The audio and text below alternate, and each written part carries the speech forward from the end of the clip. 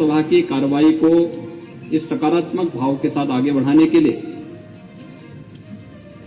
और इस तकनीक का अधिकाधिक उपयोग करते हुए हम उत्तर प्रदेश की 25 करोड़ जनता के हितों के संवर्धन के लिए सभी लोग मिलकर के कार्य कर पाएंगे, क्योंकि विपक्ष के द्वारा उठाए जाने वाले प्रश्न आलोचनात्मक जरूर होते हैं, लेकिन बहुत बार उन आलोचनात्मक और अगर वह तथ्यपरक आलोचना है तो अब बहुत सारे कार्यों को भी सजगता के साथ और सुलभता के साथ आम जनमानस तक पहुंचाने में मदद करते हैं। और इस दिशा से सत्ता पक्ष और विपक्ष मिलकर के अगर 25 करोड़ जनता के हितों के लिए कार्य करने के लिए प्रतिबद्ध हों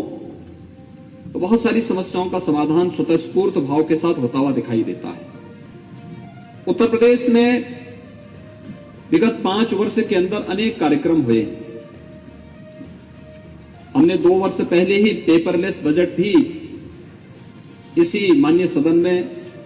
हमारी सरकार ने प्रस्तुत किया था और उस समय भी मैंने माननीय सदस्यों के मन की इस पीड़ा को देखा था कि वास्तव में हम लोग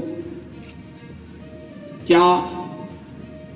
वन नेशन वन एप्लीकेशन के आदरणीय प्रधानमंत्री जी के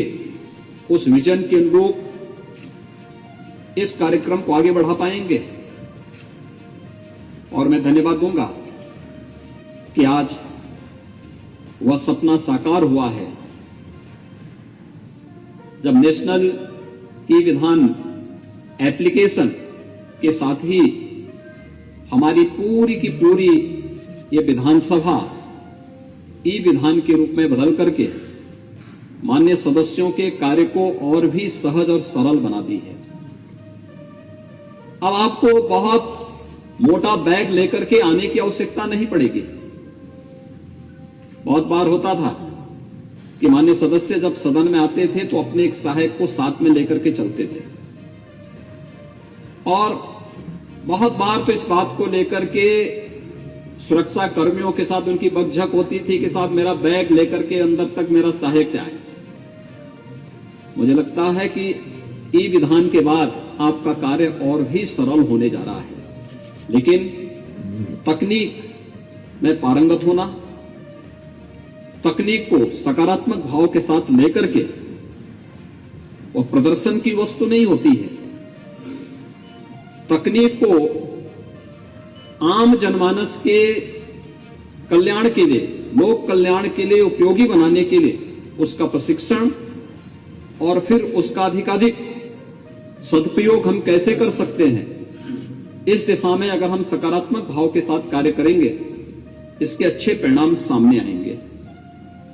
और एक स्वस्थ चर्चा परिचर्चा को आगे बढ़ाने में भी हमें मदद मिलेगी। मेरा आप सबसे अनुरोध होगा कि हम तकनीक से भागे ना, उसको अंगीकार करें, हां उसका पिछलग्गू भी ना बने, क्योंकि बहुत बार होता यह है कि हम फिर जहां पे पब्लिक से इंटरेक्शन होना है, जनता के बीच में जाना है, फील्ड विजिट हमारे होते रहने चाहिए, क्षेत्र का विजिट होते रहना चाहिए। नहीं तो ऐसा ना हो कि क्षेत्र विजिट के लिए आप भी ये मान लें कि अब हम वर्चुअल ही सबसे संपर्क करके काम चलेगा। जनता से संवाद के लिए आपको प्रत्यक्ष जाना ही होगा और नहीं तो वर्चुअली जड़ने की बात तो फिर जनता भी उस समय चुनाव के समय यही कहती है कि आप वर्चुअल ही वोट भी ले लेना। तो वह स्थिति कम से कम विधानसभा के मान्य सदस्यों के साथ नहीं जुड़ सकती है। हम उसके पिछलग्गू न बने,